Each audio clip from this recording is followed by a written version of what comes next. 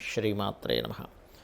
ప్రేక్షకులకి ఆ లలితాంబిక అమ్మవారి యొక్క అనుగ్రహం పరిపూర్ణంగా కలగాలని మనస్ఫూర్తిగా కోరుకుంటూ మనం ఈరోజు శ్రీ విశ్వవసునామ సంవత్సరం యొక్క ఫలితములు, ఈ యొక్క ఫలితాల్లో మనం మేజర్ ప్లానెట్స్ ఏవైతే గురువు, రాహువు, కేతు అయినటువంటి ఛాయాగ్రహాలు, గురుశనులు అయినటువంటి మేజర్ ప్లానెట్స్ యొక్క మార్పుల వల్ల ఎటువంటి ఫలితాలు జరుగుతాయి. ఒకటి, ప్రతి రాశికి నక్షత్రాలు ఉంటాయి. ఆ నక్షత్రంలో వారు ఏ ఉపాసన చేయాలనేటువంటిది, మరియు అదేవిధంగా విశ్వవసు నామ సంవత్సరం ఉగాది అనగానే మనం చూసేది ఏమిటి, ఎప్పుడు కూడా ఏ కొత్త సంవత్సరం వచ్చిన పంచాంగంలో ఆదాయం ఎంత ఉంది, వ్యయం ఎంత ఉంది, రాజ్యపూజ్యం అంటే మనల్ని మెచ్చుకునే వాళ్ళ సంఖ్య ఏంటి, మనం అవమానం పడేటువంటి ఏమిటి, ఏ రంగాల్లో మనం అవమానపడతాము అనేటువంటి విషయాలు తెలుసుకుంటూ, కుంభలగ్నము, కుంభరాశి, కుంభం వారికి కనుక చూసుకుంటే విశ్వవసు నామ సంవత్సరంలో ఆదాయము, వ్యయము, రాజ్యపూజ్యం, అవమానం ఎలా ఉంది చూసుకున్నట్లయితే మనకు పంచాంగాల్లో ఇచ్చినటువంటి వివరాలు 8, 14, 7, 5గా ఉంది. అంటే 8 లక్షలు ఉదాహరణకు సంపాదిస్తే 14 లక్షలు ఖర్చు, అమ్మో ఎలాగా అనుకుంటూ ఉంటాం. కానీ ఇక్కడ మీరు అర్థం చేసుకోవాల్సింది ఏంటంటే, ఇక్కడ మనకి గ్రహస్థితి బాగుంటే మీరు దీని గురించి పట్టించుకోవాల్సిన అవసరం లేదు, దాన్ని ఇంప్రూవ్ చేసుకోవచ్చు మనంగా. కుంభం వారికి ప్రధానంగా ఇక్కడ పాయింట్ నెంబర్ 1 రాశిలో ఉండేటువంటి శని జరుగుతున్నాడు కాబట్టి ఏలినాడు శని యొక్క ప్రభావం తగ్గనుంది, పాయింట్ నెంబర్ 1. రెండవది, ధనస్థానంలోకి వెళ్తున్నాడు కాబట్టి ఫైనాన్షియల్ గ్రోత్ పెరగాలి అంటే కనుక మీరు ఎంత శని భగవానుడి దగ్గర దీపారాధన చేయడము, అదేవిధంగా కాస్త ఫైనాన్షియల్ మ్యాటర్స్లో క్యాల్కులేట్గా ఉన్నట్లయితే ఇబ్బంది ఉండదు. దీంతోపాటు ఈ రెండవ అధిపతి గురువు పంచమంలో ఉంటూ లగ్నాన్ని చూస్తున్నాడు. అంటే గురు దృష్టి, గురుబలము కుంభం వారికి ఉంది కాబట్టి ఎన్ని ఒడిదుడుకులు వచ్చినా సరే ఈ సంవత్సరం వీళ్ళకి ఫైనాన్షియల్గా కానివ్వండి, కొంచెం చేసే పనుల్లో కానివ్వండి, ఏదో దేవుడు వచ్చి అక్కడ భగవంతుడు వచ్చి మనకి కాపాడుతున్నాడా అన్నట్టుగా ముందుకు వెళ్తూ ఉంటుంది. అది ఇక అదేవిధంగా ఖర్చులు తగ్గాలంటే కూడా ఈ శనికి సంబంధించి చేసుకోవడము, గోవులకు బెల్లం తినిపించడం, ఇవే చేయండి, ఖచ్చితంగా తగ్గుతుంది. ఇక రాజ్యపూజ్య అవమానం తీసుకున్నట్లయితే మెచ్చుకునే వాళ్ళ సంఖ్య 7, అవమానించే వాళ్ళ సంఖ్య 5గా ఉంది. రాజ్యపూజ్యము ఇంకా బాగా పెరగాలి అంటే, ఒకటి, మొదటి 3 నెలలు మీరు కెరియర్ రిలేటెడ్ సంబంధించిన విషయంలో తొందరపాటు నిర్ణయాలు పనికిరావు. బికాజ్ ఆఫ్ కుంభరాశి నుంచి దశమ స్థానంలో ఉండేటువంటి కుజుడు, దశమాధిపతి అయిన కుజుడు 6లో నీచి పొందుతున్నాడు కాబట్టి ఎక్కడా కూడా తొందరపాటు నిర్ణయాలు, ముఖ్యంగా కెరీర్ విషయంలో పనికిరావు. వాహనాల మీద వెళ్ళేటప్పుడు కూడా కొంచెం స్లోగా వెళ్తూ ఉండండి. అండ్ యాన్సిస్టర్స్ ప్రాపర్టీ రిలేటెడ్ సంబంధించిన విషయంలో కూడా కొన్ని ఒడిదుడుకులు, కొంచెం అమ్మేసేయాలనిపించడం, మారిపోవాలనిపించడం, ఇట్లాంటివన్నీ జరుగుతూ ఉంటాయి. అయితే ఇక్కడ మనం అవమానం తగ్గాలి అని అనుకుంటే కనుక ఎక్కువగా కందులు దానంగా ఇవ్వడం, గోవు క్యారెట్స్ తినిపించడం చేస్తుంటే ఖచ్చితంగా తగ్గుతుంది. ఇక ఫైనాన్స్ స్థానంలో శని ఉన్నాడు కాబట్టి ఫైనాన్స్ విషయంలో స్లోగా ధనం అనేటువంటిది వస్తూ ఉంటుంది. కొంచెం అన్నదమ్ములు ద్వారా లేదా అక్క చెల్లెలతో అనేది కొంచెం జాగ్రత్తగా ఉండాలి మొదటి 3 నెలలు. ప్రాపర్టీ రిలేటెడ్ సంబంధించిన విషయంగానే చూసుకున్నట్లయితే ప్రధానంగా ఇక్కడ ప్రాపర్టీ స్థానంలో గురువు ఉన్నాడు. ఇక్కడ పెద్ద ఎఫెక్ట్ ఏమి ఉండదు ప్రాపర్టీ విషయంలో వీరికి. కాకపోతే కొంచెం ల్యాండ్స్ విషయంలో, పూర్వీకుల ఆస్తుల విషయంలో కొంచెం ఈ కేతు మారే వరకు చిన్న డిస్టర్బెన్సెస్ వస్తుంటాయి. అలాగే కుంభం వారికి లగ్నంలో రాహు, సప్తమంలో కేతు సంచారం గోచారంలో జరగబోతుంది కాబట్టి మీరు ఏదైనా వివాహ సంబంధించిన నిర్ణయాలు కావచ్చు, ఇవన్నీ కూడా మే 15 లోపల, అంటే జూన్ లోపలే తీసుకోవడం మంచిది. జూన్ వచ్చింది అంటే మాత్రం ఏమవుతుందంటే మళ్ళీ సప్తమ కేతువు లగ్న రాహు అవడం వల్ల కొంచెం అవి పోస్ట్పోన్ అవ్వడం, పెండింగ్ పడడం, దానివల్ల కొంత ఆర్గ్యుమెంట్స్ అవ్వడం, ఇట్లాంటివి జరుగుతూ ఉంటాయి. చిన్న ఈగో క్లాషెస్ రావడం. ఇప్పుడు చూడండి, కొంతమంది అనుకుంటారు ఫస్ట్ వివాహం చేసుకుందాము అని అనుకున్నాక ఆ వివాహ సంబంధించినటువంటి విషయంలో కొంచెం ఇలా వెళ్తూ ఉంటుంది లైఫ్ అనేది. అలాగే మరొక విషయం ఏంటంటే, ఇక్కడ చూసుకున్నట్లయితే ఇక్కడ ఈ కుంభం వారికి ప్రధానంగా ఫైనాన్షియల్గా ఇంకా బాగా గ్రోత్ రావాలి అంటే మాత్రం మీకు వెళ్ళాల్సిన ధనస్థానంలో ఉంది కాబట్టి ఓం అనాకలిత సాదృశ్య చుబుక శ్రీ విరాజితాయే నమః ప్లస్ దీంతోపాటు ఓం ధర్మాధ్యక్ష ధనాధ్యక్ష ధనధాన్య వివర్ధనీయ నమః అని చేసుకోండి, సరిపోతుంది. మొదటి 3 నెలలు విశ్వవసునామ సంవత్సరంలో ఏదైనా అగ్రిమెంట్స్ చేసేటప్పుడు, అందులో ముఖ్యంగా ల్యాండ్ అగ్రిమెంట్స్ అవి చేసేటప్పుడు కొంత జాగ్రత్తగా ఉండండి. ఉద్యోగ అవకాశాలు, మీరు కొత్త ఉద్యోగ అవకాశాలు కాస్త మే లోపల ఎక్కువగా వస్తాయి. మే దాటిన తర్వాత కొంత వ్యాపార అభివృద్ధి మాత్రం పెరుగుతుంది మే దాటిన తర్వాత. ఎందుకంటే గురువు లాభస్థానాన్ని చూస్తాడు కాబట్టి, 2 అధిపతి 5లో ఉండి లాభస్థానాన్ని చూస్తాడు కావున.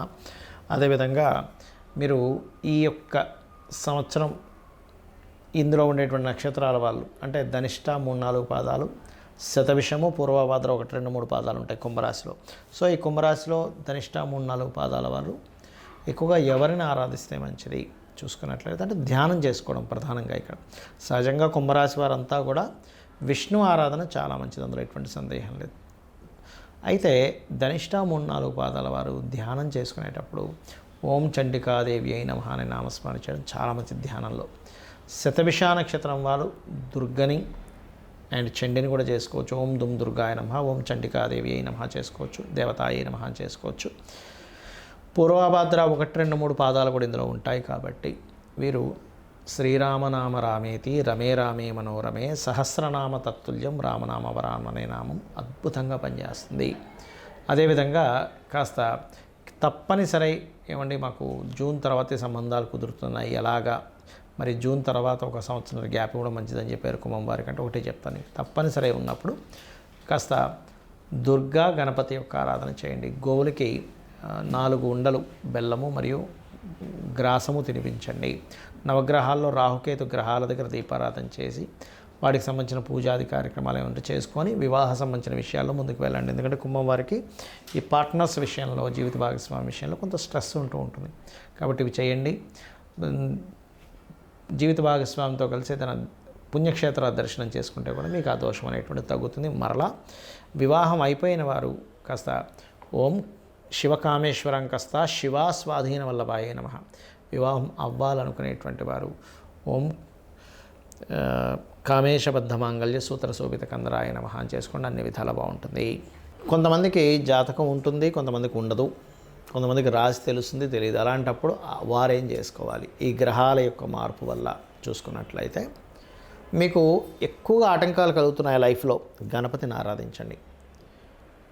ప్రతిదీ ఆలస్యం అవుతుంది. గోవుకి బెల్లం తినిపించడము, నువ్వులు దానంగా ఇవ్వడము, నూనె ఏదైనా దీపారాధనకు వాడేటువంటి నూనెని శివాలయంలో ఇవ్వడం చేయండి. ఎక్కువగా నాకు భయం వేస్తుందండి, ఏదో భ్రమ, ఏదో జరగబోతుందని అనిపిస్తుంది అన్నప్పుడు లలితా సహస్రనామాల్లో ఓం కనకాంగద కేయూర కమనీయ భుజాన్వితాయే నమః అనే నామస్మరణ చేయండి, ఖచ్చితంగా బాగుంటుంది. అయితే ఇక్కడ ఈ శని యొక్క మార్పు వల్ల ఈ సంవత్సరం మనకి మీనంలోకి మారుతున్నందుకు కొంతమందికి ఏలినాడు శననో, కొంతమందికి అష్టమ శననో, అర్ధాష్టమ శననో జరుగుతూ ఉంటుంది. కానీ ఒకటి విషయం గుర్తుపెట్టుకోవాల్సింది ఏంటంటే ఎప్పుడూ కూడా శని భగవానుడు మార్పు మీకు అష్టమ అర్ధాష్టమ ఏలినాడు శనలు ఇచ్చినా ఎక్కడ మీ జీవితాన్ని ఆపడు, గుర్తుపెట్టుకోండి. కర్మకారకుడు, ఆయన ఏ కర్మ ఇవ్వాలో అది అందిస్తాడు. నేను చాలా వీడియోల్లో ఒక 10 సంవత్సరాల నుంచి చెప్తూ వస్తున్నా. ఏమంటే ఏలినాడు శని ఉన్నప్పుడే స్వర్గీయ ఎన్టీ రామారావు గారు సీఎం అయ్యారు, మోడీ గారు పిఎంగా ఉన్నారు, అదేవిధంగా జగన్ విషయం కావచ్చు, చంద్రబాబు నాయుడు గారి విషయం కావచ్చు, చాలామంది ఉదాహరణలు చెప్పాను. రాజకీయ నాయకులు అంటే ఏమిటి, వాళ్ళు సీఎంలు పిఎం అవ్వగాలేంది మనం చేసే చిన్న చిన్న జాబులు, చిన్న చిన్న బిజినెస్లు ఆగుతాయా? శ్రమనిస్తాడు అనే పాయింట్ ఆఫ్ వ్యూలో ఉండాలి. మందుడు అంటారు, అంటే మనం ఎప్పుడైతే పోస్ట్ పోన్ చేస్తామో పనిని, ఇవాళ చేయాల్సింది సరే రేపు చేద్దాం, రేపు చేయాల్సింది సరే ఎల్లుండి చేద్దాం, తర్వాత చూద్దాం అని ఎప్పుడైతే మనం పోస్ట్ పోన్ చేస్తామో ఆలస్యం అమృతం విషం అనేటువంటిది మనం సామెత విన్నాం. అలా ఆలస్యం చేయడం వల్ల మీకు అమృతం రావాల్సింది కూడా విషయంగా మారుతుంది. కాబట్టి ఎప్పుడు కూడా ఏలినాడు శని, అర్ధాష్టమి, అష్టమ శని సమయంలో ఈ పోస్ట్ పోన్ చేయకండి. మధ్యాహ్నం నిద్రపోకండి. అదేవిధంగా వీలైతే ఉదయం సాయంత్రం దీపారాధన చేయండి. వీలైతే కాదు, వీలు చేసుకొని చేయండి. మీకు దగ్గరలో ఏదైనా ఆలయం, అందులో ప్రత్యేకంగా నరసింహస్వామి, లేనట్లయితే ఆంజనేయ స్వామి, గణపతి, శక్తి ఆలయము, ఇలా స్కందున ఆలయం ఏమున్నా రోజు టెంపుల్కి వెళ్ళడం అలవాటు చేసుకోండి. 1% కూడా మీకు శని యొక్క ప్రభావం పడదు, గుర్తుపెట్టుకోండి.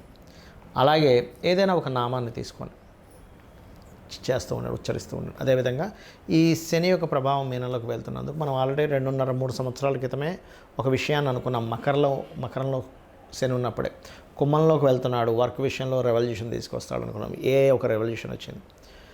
మీనం నుంచి అలాగ మేషంలోకి వెళ్ళేసరికి ఆల్మోస్ట్ అందరూ కూడా ఉద్యోగం ఒకటే కాకుండా ఇంకొక సైడ్ మనం ఏం చేయగలము, మనకున్న టాలెంట్ ఏంటి, బాగా పాడగలమా, బాగా ఫుడ్ వండగలమా, లేనట్లయితే బాగా మనం బొమ్మలు గీయగలమా, లేనట్లయితే మనలో ఏదైనా సాఫ్ట్వేర్ స్కిల్స్ ఉన్నాయా, టీచింగ్ స్కిల్స్ ఉన్నాయా, ఎనీథింగ్ మనలో ఒక స్కిల్ ఉంటుంది.